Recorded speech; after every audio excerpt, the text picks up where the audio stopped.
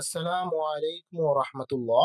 ত্রিপলি Bangla academy YouTube চ্যানেলে আপনাকে স্বাগত। আমরা ফিরে এসেছি ফান্ডামেন্টালস অফ ইলেকট্রিক্যাল টেকনোলজি সিরিজের পরবর্তী টিউটোরিয়াল নিয়ে। ফান্ডামেন্টালস অফ ইলেকট্রিক্যাল টেকনোলজির আজ 15 নম্বর লেকচার, যেখানে আজ আমরা অ্যামিটার নিয়ে আলোচনা করব। তাহলে চলে যাই মূল ভিডিওতে।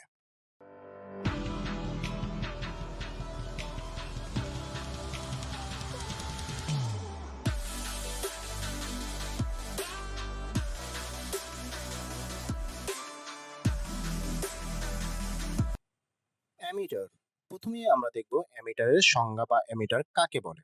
অ্যামিটার একটি বৈদ্যুতিক পরিমাপক যন্ত্র। এই যন্ত্রের সাহায্যে কোনো সার্কিটে প্রবাহিত বৈদ্যুতিক কারেন্ট পরিমাপ করা হয়। অ্যামিটার যে একটি বৈদ্যুতিক পরিমাপক যন্ত্র, সেটা কিন্তু আমরা বিগত টিউটোরিয়ালে দেখেছি। এর সাহায্যে কি করা হয়? সার্কিটে প্রবাহিত বৈদ্যুতিক কারেন্ট পরিমাপ করা হয়। যে যন্ত্রের সাহায্যে বর্তনীর কারেন্ট সরাসরি অ্যাম্পিয়ার এককে, কি এককে? অ্যাম্পিয়ার এককে পরিমাপ করা হয় তাকে অ্যামিটার বলে। অ্যামিটার লোডের সাথে সিরিজে সংযোগ করা থাকে। অ্যামিটার লোডের সাথে কি সংযোগ করা থাকে? সিরিজে সংযোগ করা থাকে। কারণ কি? কারণ সার্কিটের পুরো কারেন্ট অর্থাৎ মোট কারেন্ট অ্যামিটারের কয়েল এর ভিতর দিয়ে প্রবাহিত করার প্রয়োজন হয় বলে এটি লোডের সাথে সিরিজে সংযোগ করা হয়। আমরা যদি সার্কিটের মোট কারেন্ট পরিমাপ করতে চাই, তাহলে অ্যামিটারকে সার্কিটের লোডের সাথে সিরিজে সংযোগ করতে হবে, কারণ সার্কিটের পুরো কারেন্ট ওই অ্যামিটারের কয়েল দিয়ে প্রবাহিত করার প্রয়োজন হয়। এছাড়া মিটারের রেজিস্ট্যান্স খুবই কম থাকে, তাই এই অ্যামিটারকে লোডের সাথে সিরিজে সংযোগ করা হয়। এখন প্রশ্ন হলো, যদি আমি অ্যামিটারকে সিরিজে সংযোগ না করে প্যারালালে সংযোগ করি, তাহলে কি হবে? অ্যামিটারকে যদি আমি লোডের সাথে আড়াআড়ি বা প্যারালালে সংযোগ করি, তাহলে সেই অ্যামিটারটি কি হবে? পুড়ে যাবে। তাই অ্যামিটারকে লোডের সাথে আড়াআড়িতে বা প্যারালালে সংযোগ করা হয় না। বিভিন্ন রেঞ্জের অ্যামিটার আমরা বাজারে পেয়ে থাকি, যেমন কম মানের কারেন্ট মাপার জন্য 5 ampere, 10 ampere, 15 ampere, 20 ampere, 30 ampere ইত্যাদি। আর যদি কারেন্টের মান বেশি হয়, তাহলে আমরা সাধারণত ক্লিপ অন মিটার ব্যবহার করে থাকি। বর্তমান বাজারে ডিজিটাল অ্যামিটার বা ডিজিটাল ক্লিপ অন মিটার পাওয়া যায়, যার রেঞ্জ অনেক বেশি। এই মিটার দ্বারা 500 থেকে 1000 অ্যাম্পিয়ার পর্যন্ত কারেন্ট পরিমাপ করা যায়। আমরা বাজারে সাধারণত যে কম রেঞ্জের অ্যামিটার পেয়ে থাকি, সেগুলো হচ্ছে 5 ampere, 10 ampere, 15 ampere, 20 ampere, 30 ampere. যদি সার্কিটের কারেন্টের মান বেশি হয়ে থাকে, সেক্ষেত্রে আমরা ক্লিপ অন মিটার ব্যবহার করে থাকি। বাজারে বর্তমানে ডিজিটাল অ্যামিটার বা ডিজিটাল ক্লিপ অন মিটার পাওয়া যায়, যেগুলোর রেঞ্জ অনেক বেশি। এই ডিজিটাল ক্লিপ অন মিটার বা ডিজিটাল অ্যামিটার দ্বারা 500 থেকে 1000 অ্যাম্পিয়ার পর্যন্ত কারেন্ট কি আমরা পরিমাপ করতে পারি। অ্যামিটারগুলো দেখতে সাধারণত এরকম থাকে। এগুলো হচ্ছে অ্যানালগ অ্যামিটার, যেখানে অ্যামিটারগুলোতে এই বড় হাতের এ অক্ষর লেখা থাকে। এটা দ্বারা প্রকাশ করে যে এটি অ্যামিটার, অর্থাৎ এই মিটার দ্বারা আমি অ্যাম্পিয়ার পরিমাপ করতে পারবো। তাহলে এগুলো কি? এগুলো হচ্ছে কি অ্যামিটার। তাহলে আমরা অ্যামিটারের শ্রেণীবিভাগ দেখে নিই। অ্যামিটারকে গঠন অনুসারে বিভিন্ন ভাগে ভাগ করা যায়। প্রথমত, moving iron type AC DC পরিমাপের জন্য। এই মুভিং আয়রন টাইপ আবার দুই প্রকার, সেটা হচ্ছে আকর্ষণধর্মী মুভিং আয়রন টাইপ অ্যামিটার এবং খ বিকর্ষণধর্মী মুভিং আয়রন টাইপ অ্যামিটার, যেগুলো দ্বারা কি এসি এবং ডিসি উভয় কি পরিমাপ করা যায়। 2 নম্বর হচ্ছে moving coil type AC DC পরিমাপের জন্য। এই মুভিং কয়েল টাইপ অ্যামিটার আবার দুই প্রকার। ক permanent magnet type moving coil ammeter, যেটা কি শুধু ডিসির জন্য ব্যবহার করা হয়, এসির জন্য ব্যবহার করা যায় না। এবং খ dynamo meter type AC DC পরিমাপের জন্য, অর্থাৎ ডায়নামো মিটার টাইপ অ্যামিটার দ্বারা এসি এবং ডিসি উভয়ই পরিমাপ করা যায়। তাহলে অ্যামিটার গঠন অনুসারে দুই প্রকার, এক হচ্ছে মুভিং আয়রন টাইপ এবং দুই হচ্ছে মুভিং কয়েল টাইপ। এই মুভিং আয়রন টাইপ আবার দুই প্রকার, আকর্ষণধর্মী মুভিং আয়রন টাইপ এবং বিকর্ষণধর্মী moving iron type. Moving coil type আবার দুই প্রকার, permanent magnet moving coil type এবং dynamometer moving coil type ammeter. এখানে লক্ষণীয় বিষয় হচ্ছে এই permanent magnet moving coil type ammeter শুধুমাত্র ডিসির জন্য ব্যবহৃত হবে, আর বাদ বাকি যে তিনটা আছে সেগুলো এসি এবং ডিসি উভয়ের জন্যই ব্যবহৃত হয়। এখন আমরা সার্কিটে অ্যামিটার কিভাবে সংযোগ করা হয় সেটা আমরা দেখি। এইটা হচ্ছে আমাদের সেই অ্যামিটার আর এটা হচ্ছে আমাদের লোড। এই লোডের সাথে এই অ্যামিটার কিভাবে সংযোগ করা হয় সেটা আমরা দেখব। আমরা যদি এই সার্কিটটি সম্পূর্ণ করি তাহলে দেখা যাবে যে এই সার্কিটের প্রথম দিকে কি সরবরাহ দেওয়া আছে। এই সরবরাহর প্রথম দিকে আছে অ্যামিটার এবং এই অ্যামিটারের শেষে আছে কি লোড, এবং লোডের শেষ প্রান্ত চলে আসছে কি আবার সরবরাহতে। অর্থাৎ এই সরবরাহর এটা যদি পজিটিভ টার্মিনাল হয় তাহলে পজিটিভ টার্মিনালের সাথে প্রথমেই আছে অ্যামিটার এবং এই অ্যামিটারের অপর প্রান্ত আছে লোডে, এবং লোডের এই অপর প্রান্ত চলে গেছে আবার কি সরবরাহর নেগেটিভ টার্মিনাল বা অপর টার্মিনালে। এখানে এই কারেন্ট ডিরেকশন দ্বারা দেখা যাচ্ছে যে সার্কিটের মোট কারেন্ট প্রথমে অ্যামিটার দিয়ে ঢুকতেছে, তারপরে অ্যামিটার দিয়ে বের হয়ে লোড দিয়ে ঢুকে সার্কিটটিকে সম্পূর্ণ করতেছে। তাহলে সার্কিটের সম্পূর্ণ কারেন্ট এই অ্যামিটারের কয়েল দিয়ে প্রবাহিত করানোর জন্যই এই অ্যামিটারকে সার্কিটের লোডের সাথে সিরিজে সংযোগ করা হয়।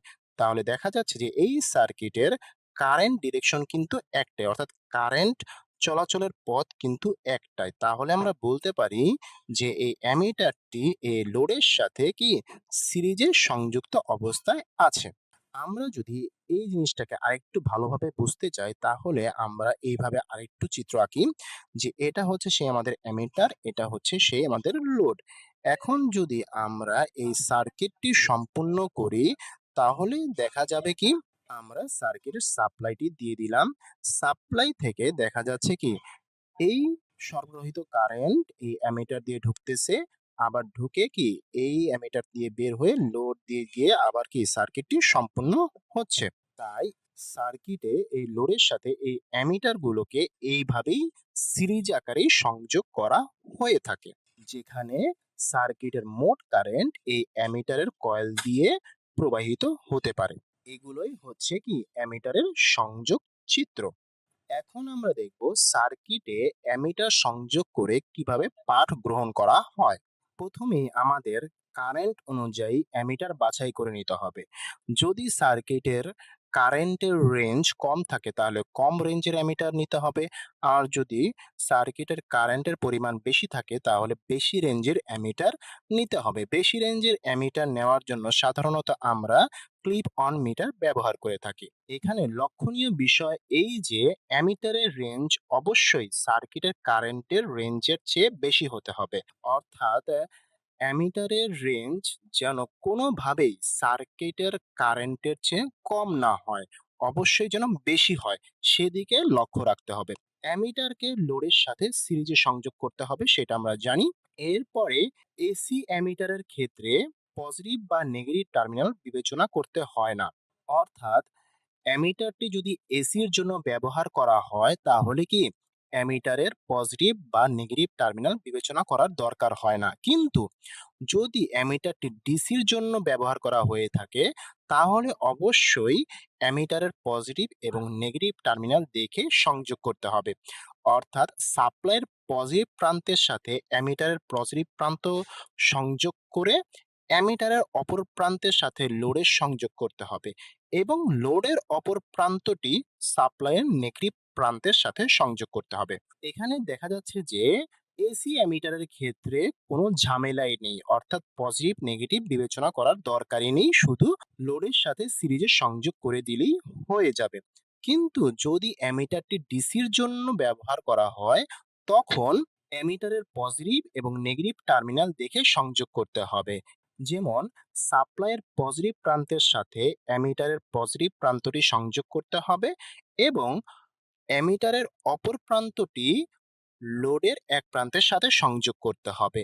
এরপরে লোডের অপর প্রান্তটি সাপ্লাইয়ের নেগেটিভ প্রান্তের সাথে সংযোগ করে দিতে হবে। ঠিক এইভাবেই ডিসি অ্যামিটারের সংযোগটি সম্পূর্ণ করতে হবে। এরপরে সুইচের মাধ্যমে লোডে সাপ্লাই দিয়ে মিটারের পাঠ নিতে হবে। পাঠ নেওয়ার পূর্বে মিটারের ডায়ালের ছোট ভাগ বা দাগ সংখ্যা দেখে ছোট এক ভাগের মান হিসাব করতে হবে। অর্থাৎ অ্যামিটারের মাঝে এক ধরনের ডায়াল আছে, যেখানে আমরা দাগ অনুযায়ী ডায়ালটি সেট করে নিতে পারি। সেটাই এখানে বলছে যে পাঠ নেওয়ার পূর্বে, অর্থাৎ পাঠ নেওয়ার পূর্বে মিটারের ডায়ালের ছোট ভাগ বা দাগ সংখ্যা দেখে ছোট এক ভাগের মান হিসাব করতে হবে। মিটারের কাঁটা যত দাগ পর্যন্ত যাবে সেই সংখ্যাকে প্রতি দাগের মান দ্বারা গুণ করলে মোট মান পাওয়া যাবে। অর্থাৎ মিটারের কাঁটাটি যেই দাগ পর্যন্ত যাবে তার সাথে আমরা যে ডায়ালটা সেট করেছিলাম সে ডায়ালের বা দাগের মান দ্বারা গুণ করলে আমরা মোট মান পাবো। ছোট এক ভাগের মান হিসাব করার জন্য মিটারের রেঞ্জকে মোট দাগ বা ভাগ দ্বারা ভাগ করতে হবে। অর্থাৎ ছোট এক ভাগের মান যদি আমি হিসাব করতে যাই যে প্রত্যেকটা এক ভাগে কত মান করে আছে, তার জন্য মিটারের রেঞ্জকে, অর্থাৎ মিটারের যে রেঞ্জ থাকে আমাদের সেই রেঞ্জকে মোট দাগ বা ভাগ দ্বারা ভাগ করতে হবে। তাহলে কি আমি ছোট এক ভাগের মান পেয়ে যাব। আমরা যদি এই মিটার ধারা কিভাবে পাঠ গ্রহণ করতে হয় সেটার ভিডিওটা যদি আমরা একটু দেখি তাহলে আরেকটু পরিষ্কার হয়ে যাবে। এই নির্দেশাবলী যেকোনো মৌলিক অ্যামিটারের জন্য কাজ করে, কিন্তু আমরা ক্লাসে এই নির্দেশাবলী ব্যবহার করি। ভোল্টমিটারের মতো দুটি রেঞ্জ লক্ষ্য করুন। একটি হল 0 থেকে 5 অ্যাম্পিয়ার পরিসর, অন্যটি হল 0 থেকে 1 অ্যাম্পিয়ার পরিসর। নেগেটিভকে নেগেটিভ লেবেল করা হয়েছে এবং এটি কালো। ইতিবাচকের জন্য দুটি সম্ভাবনা। তুমি পাশের দিকেও সংযোগ করতে পারো, অথবা যদি তুমি ওই ছোট প্লাস্টিকের বাদামগুলো স্ক্রু করে লাগাও তাহলে তুমি উপরের দিকে সংযোগ করতে পারো। প্রতিবার ক্ল্যাম্প করার সময় নিশ্চিত করুন যে আপনি ধাতু পাচ্ছেন। দুটি ভিন্ন পরিসরকে ধনাত্মক 5 অ্যাম্প পরিসর দ্বারা প্রতিনিধিত্ব করা হয়, অথবা ধনাত্মক 1 অ্যাম্প পরিসর। দুটি ভিন্ন পরিসরের দুটি ভিন্ন সংযোগকারী। জিনিসটা সার্কিটের ভেতরে রাখো, যেমনটা সেখানে দেখানো হয়েছে। এই মৌলিক সার্কিট দিয়ে শুরু করে দুটি তার, বাল্ব, ব্যাটারি। ধরা যাক আপনি ওই বিন্দুতে প্রবাহিত বিদ্যুৎ প্রবাহ পরিমাপ করতে চান। সেই বিন্দুতে সংযোগ বিচ্ছিন্ন করুন। আপনি যে দুটি বিন্দু থেকে সংযোগ বিচ্ছিন্ন করেছেন তার মাঝখানে অ্যামিটারটি রাখুন এবং পুনরায় সংযোগ স্থাপন করুন। অ্যামিটারের নেগেটিভ ব্যাটারির নেগেটিভ দিকে থাকা উচিত। ব্যাটারির ধনাত্মক দিকে অ্যামিটারের ধনাত্মক। 5 অ্যাম্পিয়ার রেঞ্জ দিয়ে শুরু করুন, এবং যদি আপনি সেখানে 1 এর নিচে দেখতে পান তাহলে আপনি এটিকে 1 অ্যাম্পিয়ার রেঞ্জে স্থানান্তর করতে পারেন এবং আরও সুনির্দিষ্ট পরিমাপের জন্য নিম্ন স্কেলটি পড়তে পারেন। মনে রাখবেন, অ্যামিটার কারেন্ট পরিমাপ করে চার্জ প্রবাহের হার সংযোগ বিচ্ছিন্ন করতে হলে আপনাকে কারেন্ট পরিমাপ করার জন্য সার্কিটের ভিতরে জিনিসটি রাখতে হবে। Thanks for watching. ভিডিওটি যদি ভালো লেগে থাকে তাহলে লাইক দিন, কমেন্ট করুন এবং বন্ধুদের সঙ্গে শেয়ার করুন।